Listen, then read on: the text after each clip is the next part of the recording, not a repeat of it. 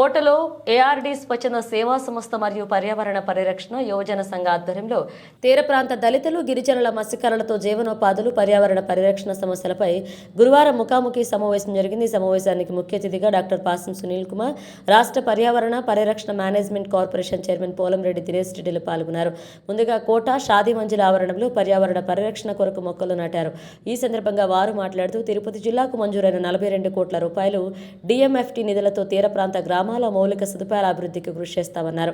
ఈ కార్యక్రమంలో ఏఆర్టీ స్వచ్ఛంద సేవా సంస్థ డైరెక్టర్ ఎస్కే బషీర్, టీడీపీ నాయకులు నల్లపరెడ్డి జగన్మోహన్ రెడ్డి, చిల్లకూరు దశరథ రామరెడ్డి, షేక్ జలీల్ అహ్మద్ పాల్గొన్నారు. ఈరోజు తీర ప్రాంత గ్రామాల్లో మత్స్యకారులు, గిరిజనులు, అదేవిధంగా దళితులు ఈ ప్రాంతంలో ఉండే పులికాట్ సరస్సు మీద ఆధారపడి జీవిస్తూ ఎన్నో ఏళ్ళుగా పులికాట్ ముఖద్వారం గురించి ముఖద్వారం పూర్తి తీయాలని ఆశిస్తున్నారు. మన గూడూరు శాసనసభ్యులు మన సునీల్ కుమార్ గారి ద్వారా ఈరోజు ఆ కళ నెరవేరబోతుంది.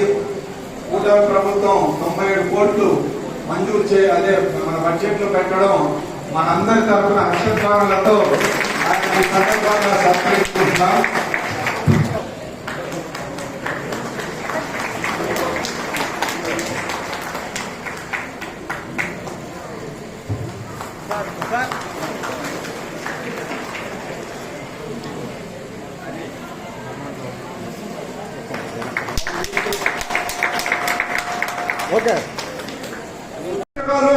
అలానే గిరిజనులు ఏవైతే సమస్యలు మా దృష్టికి తీసుకొస్తారో వాటి సమస్యల పరిష్కారం కోసం ఖచ్చితంగా ప్రభుత్వంతో, ముఖ్యమంత్రి వర్యులతో, అలానే ఇవాళ పర్యావరణ, environmental, forest and science and technology మంత్రివర్యులైన పవన్ కళ్యాణ్ గారితో ఖచ్చితంగా చర్చించి వాటిని ఎలా నివృత్తించాలి, వాటిని ఎలా సమస్యలు పరిష్కరించాలని చెప్పి ఖచ్చితంగా ప్రభుత్వంతో సలహాపడి మా సంస్థ చేపడుతుందని చెప్పి ఈ సభాముఖంగా మీ అందరూ కూడా మాటిస్తున్నాము. అలానే గిరిజనుల జీవనోపాధి నష్టం జరగకుండా తీసుకోవాల్సిన విధి విధానాలన్నీ కూడా ముఖ్యమంత్రి గారితో చర్చించి ఉప ముఖ్యమంత్రి పవన్ కళ్యాణ్ గారి దృష్టికి తీసుకెళ్లి ఖచ్చితంగా ఈ సమస్యలు పరిష్కరిస్తామని చెప్పి ఈ సభాముఖంగా మీ అందరూ కూడా తెలియడం జరుగుతుంది. చాలా సంతోషంగా ఉంది. ఆకలి కూడా వేయట్లే మనం చూసుకుంటే. ఎందుకంటే ఇంతమంది గిరిజనులని, ఇంతమంది మత్స్యకారులని ఇక్కడికి తీసుకొచ్చినటువంటి మా బషీరానికి ప్రత్యేకమైన ధన్యవాదాలు తెలియజేస్తున్నాను.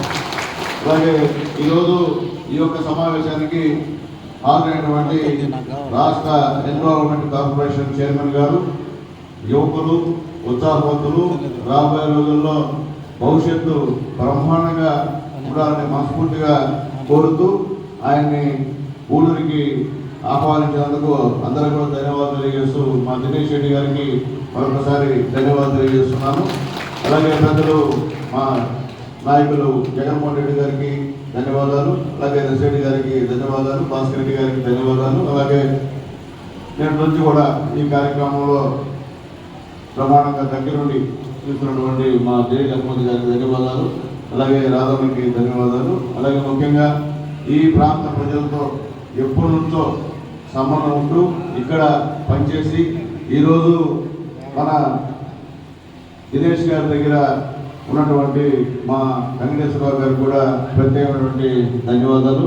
అలాగే సోదరులు చైతన్య గారికి, అలాగే మా రవీంద్ర రెడ్డి గారికి, మా సురేష్ గారికి, మా శంషు గారికి, మా మధు గారికి, మా పోలమ్మకి, మా జాంటీకి, మా బాబుకి, అలాగే ఇక్కడ కూర్చున్నటువంటి పత్రికా విలేకరులకు, ఎలక్ట్రానిక్ మీడియా, పర్యావరణ పరిరక్షణ యువత మీ అందరూ కూడా మనస్ఫూర్తిగా ధన్యవాదాలు తెలియజేస్తున్నాయా. చాలా సంతోషం. ఎందుకంటే నేను ఎమ్మెల్యేగా 2సారి ఎన్నికైన తర్వాత కొన్ని సంస్థల్లో ఇంత నిధులు ఉంటాయి, ఆ సంస్థల ద్వారా మనం ఉపయోగించుకుంటే మన ప్రజలకి, పేద ప్రజలకి ఈ విధంగా ఉపయోగపడుతున్నటువంటి విధంగా తెలియజెప్పాడు మా బషీర్ అన్న.